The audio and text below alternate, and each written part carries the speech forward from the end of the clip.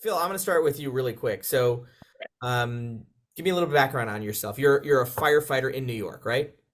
Yep, yes, sir. So I'm a New York City firefighter located in Jamaica, Queens, as well as a firefighter on Long Island in New York. And alongside that, I am a mobile app developer. And Scott, you've got a background in the automotive industry, correct? That is correct. Yes, 38 years in the automotive slash collision repair industry. Yes. And so the two of you were sort of the perfect partnership when it comes to developing an app that involves the automotive industry, but also involves firefighters. Tell me, Scott, a little bit about what is this app? What is it called, and what does it do? Okay, so it's the electric vehicle rescue app, and it has all of the emergency rescue guides, the ERGs, all in one place. And I imagine this is something that, firefighters need to use every day in the field, or potentially every day whenever they encounter an electric vehicle fire, right? So Phil, what was it about your experience, your personal experience, that made you think this was an app that you wanted to be involved in developing? Yeah, absolutely. So the original basis of the app was to find where the battery locations were in these different hybrid vehicles a few years back, because they were popping up in all different locations, and not the traditional under the front hood. Sometimes they were in the rear, under the passenger seat, all over the place. So it was taking um, a lot of first responders, a little bit of time to figure out where those battery locations were. So that was the main basis of the app, was provide an application where people can reference those battery locations. So as Scott and myself started developing the app, we began to realize how many dangerous components there are to an electric and hybrid vehicle, as we were examining these different emergency response guides. So as were developing the app, we wanted to make it our mission to get all this information all in one place and be able to provide that to first responders, where they can access it all within seconds. And Scott, we've talked about this, right? But when it comes to ERGs, generally speaking, when you're talking about a gas-powered vehicle, fighting that fire is not going to be tremendously different from vehicle or manufacturer, make or model to make and model. But when it comes to electric vehicles and hybrid vehicles with these lithium-ion batteries, those ERGs are really important for understanding how a firefighter should approach that fire, right? Exactly. Yep. Yep. I think Phil can touch on that a little bit more. And Yeah, Phil, I mean, absolutely. did you have experiences in the field where, uh, one, finding an ERG quickly was not as easy as it should have been? Yeah, no, absolutely. So again, going back to the origins of the app, we were running to this left and right more and more often as time went on, where we just couldn't find these basic components of a vehicle where they traditionally were, that are needed to operate safely. Everything from how to disable a vehicle to how to cut power to that vehicle, put it into park, all these different components depending on what type of operation you're running. Again, it's not always just electric vehicle fires. Sometimes it could just be a simple a disabled electric vehicle on the side of the road, and it's important to know how to reference that electric vehicle, because it still presents hazards. If you try to take, say, a bottle jack or a floor jack to that electric vehicle, and you accidentally put it in the wrong spot, you can cause a much bigger problem than originally was expected. Did it surprise you that there wasn't easy access to all of these ERGs for all of these different types of vehicles all in one place for firefighters to access quickly? Yes and no. Obviously, it's always, it would be a nice to have, but it's also, uh, you're never going to have that nice to have all the time. And also, since it's so many different manufacturers out there, more and more every month are coming out with their own versions of electric vehicles, where standards, all this electric vehicle stuff is still relatively new. Everything around procedures around it to building them the way they are built.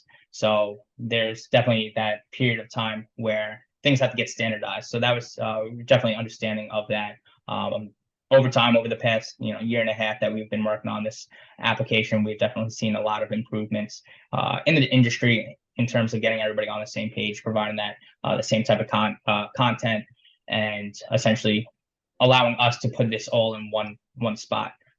Historically speaking, talking with other firefighters around the nation, the main way that people have been referencing this material was they were essentially every so often they would check different websites, download a paper version of that vehicle's data sheets, and they would make a binder full of that. But that's paper, and then with the amount of vehicles that are coming out every month, that binder gets very thick, and you have to worry about updating it all the time. So we wanted to take that out, that whole issue out, put it on something where it's the tip of your fingers. And Scott, I mean, one of the issues, I mean, Phil touched on it and you've mentioned it too, is that this is emerging technology. This is moving quickly, and part of the issue is that a lot of times the technology outpaces the ability to establish good safety standards and access to information that you might need. How does the app keep up with the updates that manufacturers might be having as they are developing new ways to address the issues that might come about that they need to include in these emergency response guides? Yeah, that's a great question. That's one of the most asked questions when we go to these events. How often do we update the app? So the app is updated as soon as we receive the information. We'll push the information right out to the app, and the user, the member, doesn't even have to do anything to get the update. As soon as they open the app, the update will show up in the app. And what's the response been? In terms of are you downloads, in terms of fire departments that are using the app? I mean, what's that response been like? Sure. So we have this app in almost every state in the union, not just the United States, but also Canada. We have approximately tens of thousands of downloads currently. As of today, I've noticed that we have approximately almost 250,000 page views.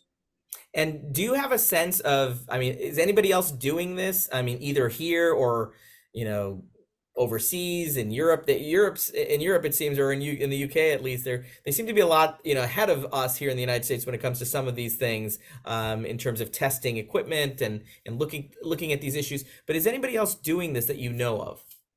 Yes, we're aware of two other companies that are in other countries, like you mentioned, Europe. Yes. But this one's different in one way, right? You said it's the only app that's been developed in part by a working, active professional firefighter. Is that right? Exactly, and we focus on North American vehicles as well, so it's perfect. So the ERGs that you guys have in your app, these are going to be mostly all the vehicles essentially that you might need an ERG for, that you might find on the roads here in the United States. Exactly. Yep, correct. So like Scott said, anytime a new vehicle comes out, we receive those ERGs, and then we're able to just to push it right to people's apps. And at the end of the day, we're concerned about firefighter safety, first responder safety. So we want to make sure we're providing them all the information that we can possibly provide them with as quick as possible, so that they can operate safely. How important is it for you to be able to get the word out about this app so that you don't have firefighters who are in the field and wondering, what's the best way to deal with extinguishment and extrication when it comes to EV fires?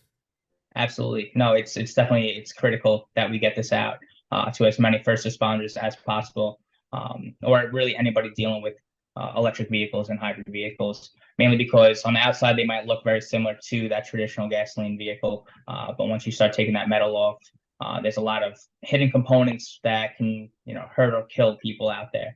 So it's critical that we provide all this information, as much information as possible, so that we are both protecting the safety of first responders, but also the occupants of these vehicles while first responders are working around them. And Scott, lastly, I'll give you the last word. If you're somebody who's interested in the app, how can you find it and download it? Okay, great question. So they can go to evrescueapp.org, or they can go to the App Store, whether it's Google Play or Apple, and they can type in the word EV Rescue. Excellent. Scott, Phil, thank you guys so much for being with us. We really appreciate it. And we'll continue to follow your work and hopefully get the word out so that firefighters and first responders have access to all the information they need when they're out in the field and trying to keep themselves safe and keep the rest of us safe as well.